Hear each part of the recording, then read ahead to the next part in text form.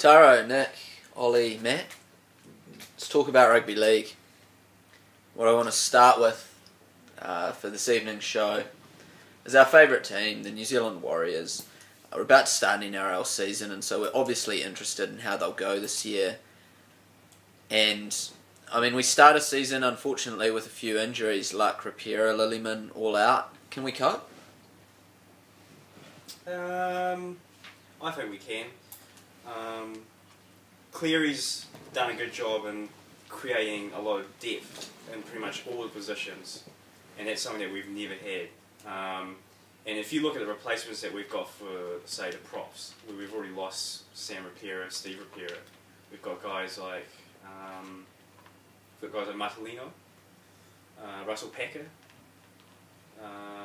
Sione Lausi, Ukumatai. See, prop worries me a bit. I don't think we've got as much depth there, and we've gotten this habit of converting a lot of second rowers into props that worries me a wee bit. Yeah. You look at that Madaleno, Ty. I think Lausi's played quite a lot of second rowers as well. Start off in the second row. Is that a problem? I don't think it is. Yeah, I'm inclined to disagree. I think we do have the depth at prop to cover these injuries. As Taro pointed out, Madaleno and Packer could get starts for just about any 17 in the comp, and Lausi, he'll do the job for I don't know how long Rapira and Lillyman are out. They'll be back one of them is back in a few weeks, 2 or 3 weeks. So I don't think it's going to have to be a long-term fix, and I think they'll do the job for that first couple of weeks. And Ty hopefully takes his chances and gives that puts his hand up for a spot on that 17 for the rest of the year, hopefully. They've had a few years' experience now as well, Kumatai especially. I think this could be a breakout season, possibly. Oh. And what's Russell Packer's status at the moment? Is he? He's good to go. He's good to go. I mean, he's 112 kgs, 188 centimetres, big man. Levin man as well. Yeah, you know, he's Foxton Fizz boy, isn't he? Yeah. So I really think I think he's going to step up, and that's why I think that's why I'm perhaps a little bit more at peace than you are at the moment, Will, because the baby elephant. Yeah, yeah. He's due for a big season. Yeah. Okay, Sean Johnson's another one. Yep. Second season syndrome, potentially striking. Yes. And he's got the reps on him are unbelievable. Yeah. He's got the goods, I think. I am worried that last year, if you notice the defensive line, they stood back quite a lot. You know, knowing the NRL, they would have scattered that, and they'll be pushing up quite a bit, and just cutting off those corridors when he does the crossfield runs. It's too much like playing touch rugby when you stand back. Yeah, exactly. Because he can sum everything up. I just got a feeling that, you know, when the season starts and the guys start rushing out on him, he's not going to be used to it. See, I completely disagree. I think the good players create that illusion that they are getting this sort of extra space that it's actually not there. I don't think anyone was given him any space last season. I think that he's just one of those players that knows exactly where he needs to be at the right time. Don't get me wrong, I think he will adjust. I'd say there's probably going to be a lot more inside balls to Feleti Mateo. I think later on in the series you saw 2 tries in 2 consecutive games where he just laid on that nice inside ball. I think you'll be seeing a lot more plays like that from him. I love the fact too he's got one more year playing inside James Maloney. I think if he was, as you mentioned, the second year syndrome, if he was our go-to man this year, we'd be a bit worried. But I think another year under Maloney, the next year, 2013, he can take over and make that halves position his own and really guide us around the park. But with having Maloney there, I think it'll give him a lot of help. Yeah.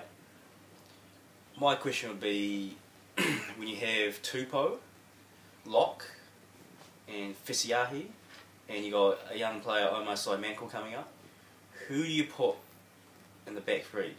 And you'd say Vakave is locked in, so you have the wing spot and the fullback spot to contest.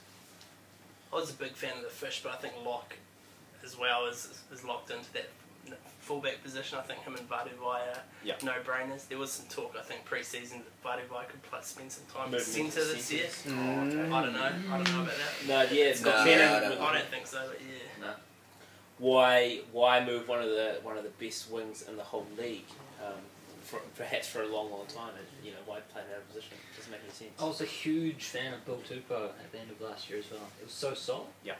I don't like Tupou. I don't think he offers that much. What have you got against him? I would get Omar Saimankel in there. Fair. What are the I statistics love that kid, eh? on Tupou?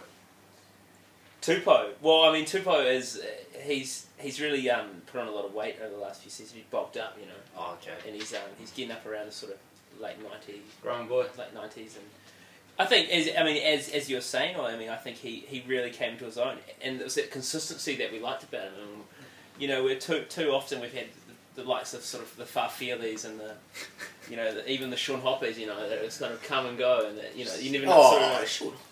You know, you have to say you never quite know what you're going to get on the day, you know. Whereas Tupou at the back end of that season was very consistent. We've got Inu playing for the Vulcans this weekend as well, so there's another one who's right in the mix in that back three or centres. He is a classic, unreliable player, though. Yeah, I'm not all that displeased to see him there, to be honest, but yeah. But the Fish, he's so talented.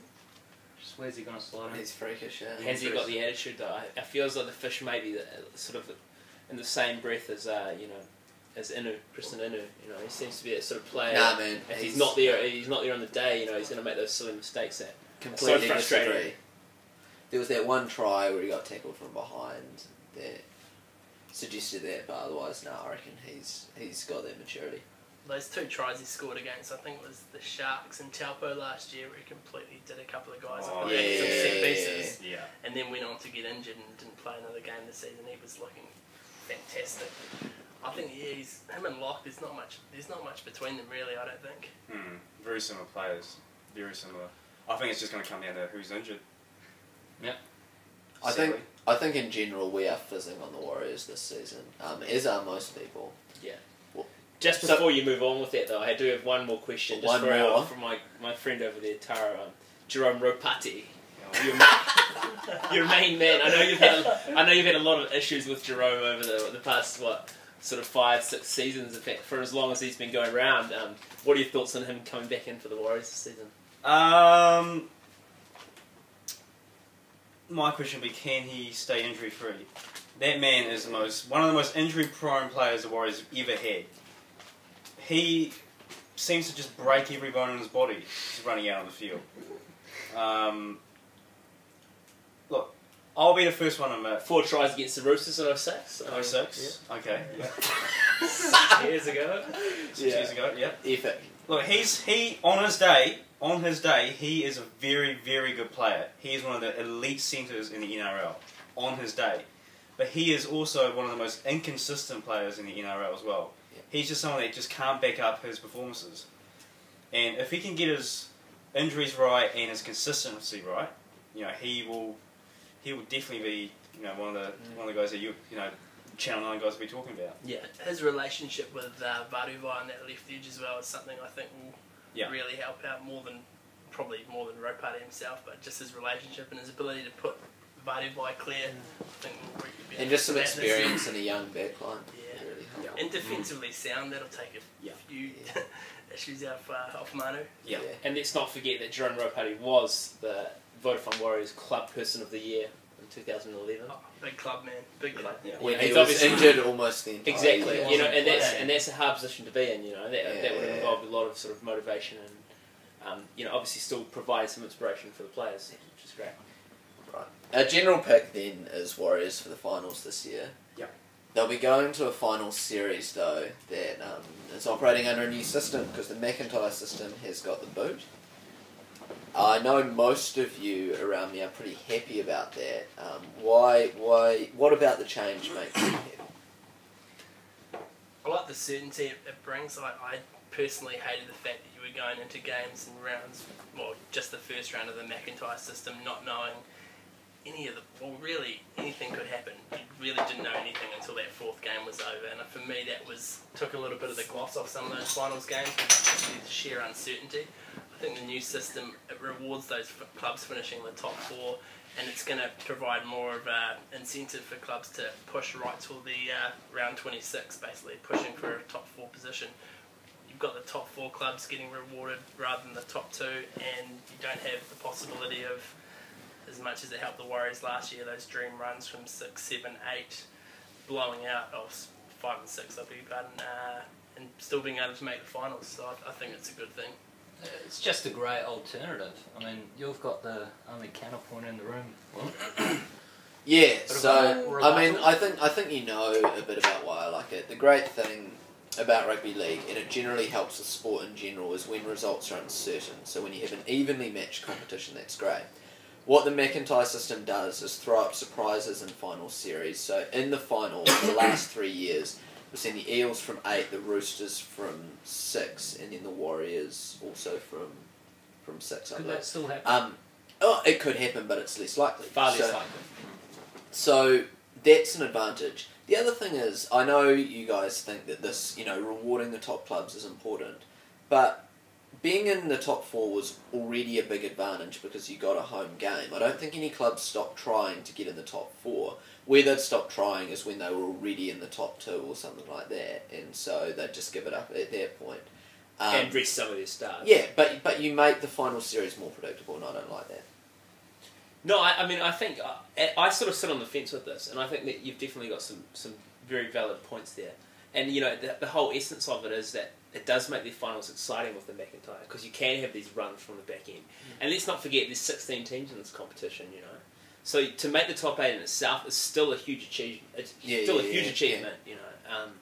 So you make the top 8 and then you've got a shot at it. So yeah, I mean, I'm kind of on the fence. I can see it from both sides. I don't know how you sort of feel on that, Peters, but I think we will still get at least one run a year from that bottom 4. Obviously, 2 of them they're gonna win away, or they're gonna play away games, and then in round 2 they're gonna have to go and win away on the road against a top 4 club, which is gonna be, those games are gonna be huge. So I think we will still get the runs, as you say, not as likely under the new system as the McIntyre system, but I hope at least that there'll still be some clubs from that 5, 6, 7, 8 position that really push it. It's it's not like a huge revolution in terms of playoff structure, but it's definitely one that's going to make it a lot more fairer and more interesting for fans in general.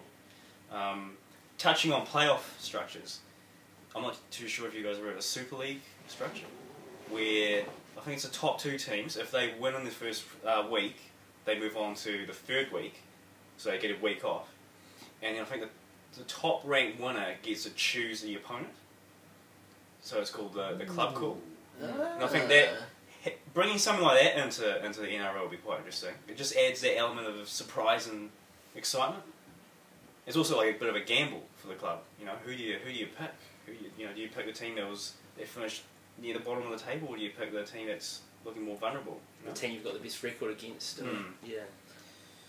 Yeah. Also, good move from the Independent Commission, just showing they're willing to make the changes to make the game better. And to be willing to go straight for the AFL system. Yeah. I think in general people are pretty happy with the shift, so that's right. And if you don't know what the McIntyre system is or what they're changing to, I'm sorry. Just give one of us a call, we'll explain it.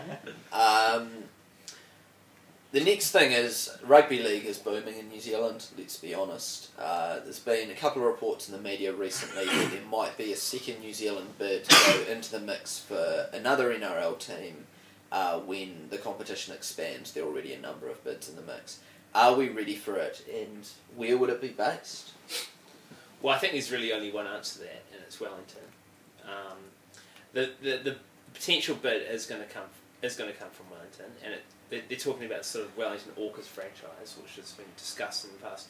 You look at the Warriors now. There's a good number of them that have sort of come from the city. It's just a case of whether or not Wellington could handle another sports team. I mean, we've got the Hurricanes here, we've got the Phoenix, and both of them are already sort of struggling to get really the sort of crowd numbers that you'd like to see from a sort of professional sporting outfit. It's just, I guess it really does boil down to whether or not it's actually going to be feasible for them to run it here. Would we get good enough crowds? I don't know. I'd like to think so. I mean, I'm not 100% sure about the league following in Wellington. I imagine it's relatively strong, but at the same time, I mean, you'd think the rugby union is also very strong here. I mean, look at the Hurricanes. Admittedly, they're not a performing team, but they're not really getting the crowds you'd want. The Phoenix having one of their best seasons on record. Actually, one of the best seasons of any of the sort of domestic New Zealand teams that have played in the Australian League. and their owners had to come out and do all sorts of deals and kind of cut prices to get people to just come down to the game. Yeah.